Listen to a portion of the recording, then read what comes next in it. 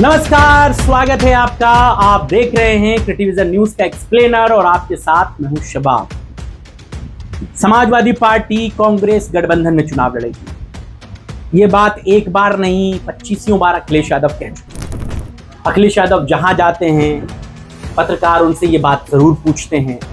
वो किसी TV channel के कार्यक्रम में जाते हैं, एंकर उनसे ये बात सवाल के तौर पर जरूर पूछते हैं और अखिलेश यादव हर बार एक ही बात कहते हैं, जी हाँ बिल्कुल हम गठबंधन में चुनाव लड़ेंगे। यानी कि समाजवादी पार्टी में कांग्रेस के साथ गठबंधन को लेकर कोई शक व शुबा नहीं, कोई क्वेश्चन नहीं है, किसी भी तरीके का कोई कंफ्यूजन नहीं। लेकिन कांग्रेस में कंफ्यूजन जरूर है समाजवादी पार्टी के साथ गठबंधन को लेकर। आप लगातार देखते रहे हैं किस तरीके से कांग्रेस के सांसद इमरान मसूद समाजवादी पार्टी के साथ गठबंधन को लेकर अपनी बातों को कहते रहे हैं। वो कांग्रेस और बहुजन समाज पार्टी के गठबंधन पर ज्यादा फोकस रखते हैं बनिस्बत समाजवादी पार्टी।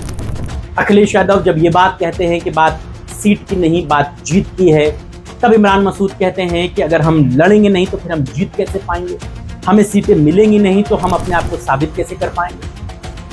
खबरें ये हैं कि कांग्रेस के इंटरनल जो लोग हैं उन्होंने उत्तर प्रदेश में 117 इतनी सीटों को लेकर के कांग्रेस आला कमान को अपनी लिस्ट सौंपी कि हम उत्तर प्रदेश में 403 में से इन 117 सीटों पर बड़ी मजबूत है और हमको इन पर चुनाव लड़ना है, जिसमें कांग्रेस ने अपने लोकल संगठन और तमाम बातों को जिक्र करते हुए लिखा है। लेकिन फिर भी यह बात उठती कि जब आपने 117 सीटों का जो लिस्ट है उसको सौंप दिया है तो फिर यह बात। आज बात इसलिए कर रहा हूं क्योंकि अभी नियुक्त हुए उत्तर प्रदेश में कांग्रेस के प्रभारी और कांग्रेस के एससी विभाग के अध्यक्ष राजेंद्र पाल गौतम एक बार फिर मायावती को लेकर बयान दिए हैं और उसी बयान को लेकर वो चर्चा।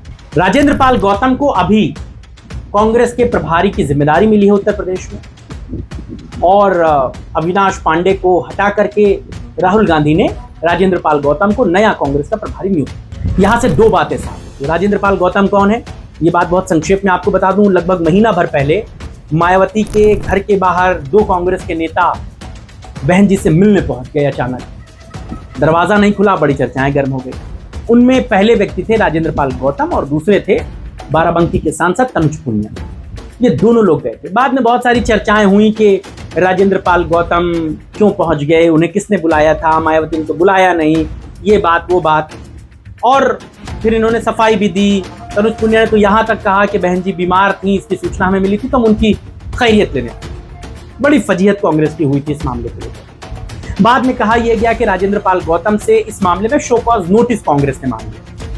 लेकिन आप ये भी समझिए कि राहुल गांधी ने जिस व्यक्ति पर सबसे ज्यादा सवाल लगे, जिस पर सबसे ज्यादा प्रश्न उठे, उसी को कांग्रेस का सबसे बड़ा जिम्मा दे दिया उत्तर प्रदेश। एक बात यानी कि राजेंद्र पाल गौतम पर मायावती से मिलने जाने को लेकर सवाल उठे। वो मिल लेते तो कोई बात और होती, लेकिन वो गेट से ही गार्ड से और तमाम दूसरे लोगों से मिल के चले आए। बड़ी फजीहत हुई कांग्रेस की। लेकिन राहुल गांधी ने उन्हें पूरा सपोर्ट किया और राजेंद्र पाल गौतम को कांग्रेस का उत्तर प्रदेश में प्रभारी बनाया। एक बात। दूसरी बात, राजेंद्र पाल गौतम दिल्ली में 2 बार के विधायक रहे, आम आदमी पार्टी को छोड़कर आए थे। कांग्रेस ने उन्हें अपने एससी विभाग का राष्ट्रीय अध्यक्ष बना दिया।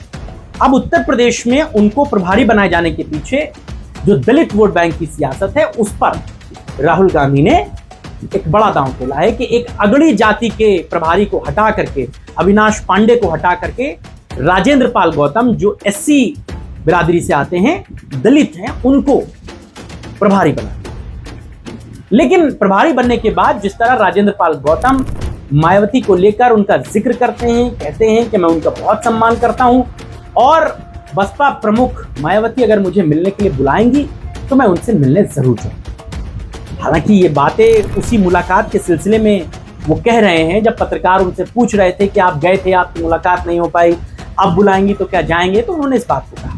लेकिन अंदर खाने से उत्तर प्रदेश की सियासत में ये बात फिर गूंजने लगी कि अखिलेश यादव के जो करीबी लोग हैं वो ये कहते हैं कि जब हम लोग एक दूसरे के साथ गठबंधन में हैं तो फिर दूसरी पॉलिटिकल पार्टियों का नाम इस तरह लेने से थोड़ा बचना चाहिए। हम सम्मान करते हैं, ये बहुत अच्छी बात है। अखिलेश यादव खुद अपनी बैठकों में ये बात कह चुके हैं कि मायावती पर कोई भी प्रवक्ता या कोई भी नेता कोई टिप्पणी नहीं करेगा, व्यक्तिगत टिप्पणी तो बिल्कुल नहीं करेगा।